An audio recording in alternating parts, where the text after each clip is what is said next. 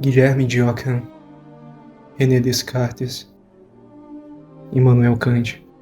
O que estas pessoas têm em comum? O que estes nomes significam? Bom, para aqueles que compreendem o que vem acontecendo nos últimos tempos na Igreja, estes nomes possuem uma profunda correlação.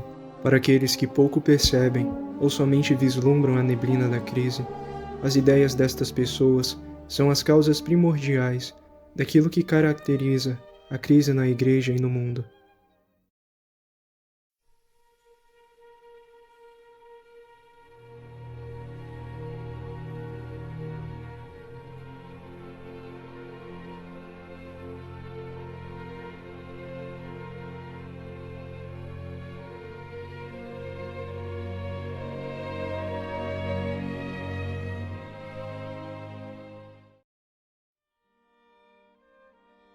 Em 1907, São Pio X promulga a encíclica Pascendi Dominis Gregis, onde condena os erros do modernismo, o considerando a síntese de todas as heresias. Mas o que é o modernismo de fato? O que caracteriza o pensamento modernista? E quais são as suas raízes? Para respondermos estas perguntas, devemos traçar uma ordem cronológica. Voltemos ao fim da Idade Média.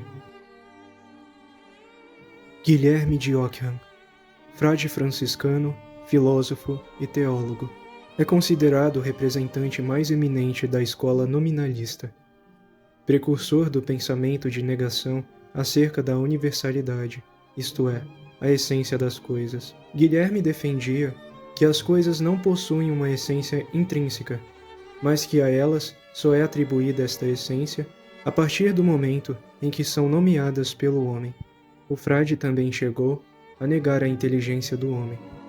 Ao longo dos séculos, desembocando mais especificamente nos séculos XVI e XVII, esta má filosofia tomou um corpo robusto com René Descartes. Descartes acreditava que é impossível afirmar algo com plena certeza. Logo, a verdade e o que é fato são relativos. As primeiras bases para o relativismo são implementadas por Guilherme de Ockham e René Descartes, e acabam por desembocar em Immanuel Kant. Kant estabelece que o fenômeno parte do homem, isto é, as coisas são na medida em que o homem as percebe. Elas não possuem essência intrínseca ou conceitos, mas é o homem quem aplica à sua própria percepção um determinado conceito.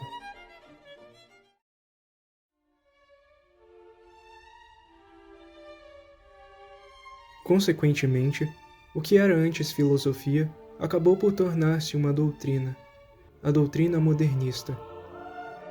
Esta tendo início no âmbito do protestantismo, passando pelas lojas maçônicas no âmbito do iluminismo e culminando na Revolução Francesa.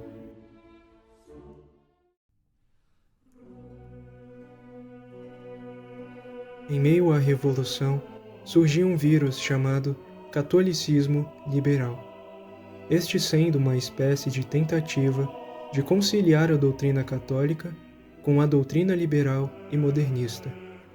Na medida em que o tempo se passava, o vírus acabou por se alojar dentro do seio da Igreja, sobretudo no meio do clero católico. Muitos foram os homens da Igreja que adotaram a tal doutrina modernista, a ponto de que alguns, estarrecidos e apaixonados pela filosofia, tentaram por substituir a santa doutrina pela ideia de Immanuel Kant.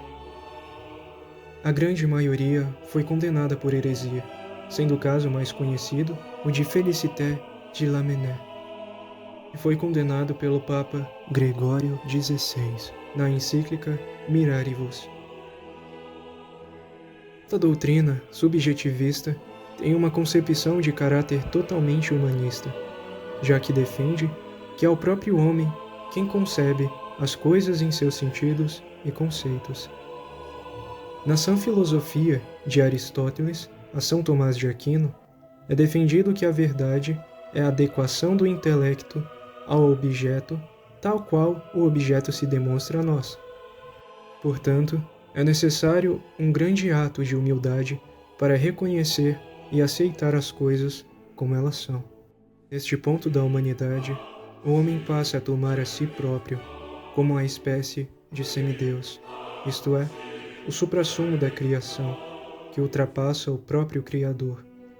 As leis passam a serem concebidas por ele próprio, e em si próprio se encerram, como uma espécie de Prometeu.